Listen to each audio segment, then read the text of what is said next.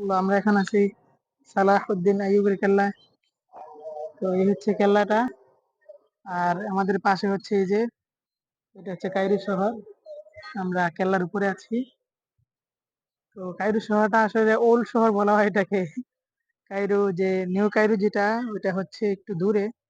আসলে মিশরীয়রা গর্ব করে হচ্ছে ওদের এই যে ওল্ড যেটা, মানে পুরাতন, তাদের যে এই বৈশিষ্ট্য রয়েছে, তারা ওটা নিয়ে গর্ব করে। দেখেন এখানে অনেক পুরাতন পুরাতন বাড়ি, তারা চাইলে ইচ্ছে করলে সবগুলা ভেঙে নতুন করে করতে পারে, কিন্তু না, তারা পুরাতনটাই রাখবে। মসজিদ গুলো মনে হচ্ছে যে এক একটা মসজিদ 1200 1300 মানে হাজার হাজার বছর আগের প্রত্যেকটা মসজিদ। নতুন মসজিদ কায়রোতে খুব কম, মানে খুব একবারে কম কম পাওয়া যাবে। যা দেখছেন সবই একবারে একদম পুরাতন, অনেক আগের।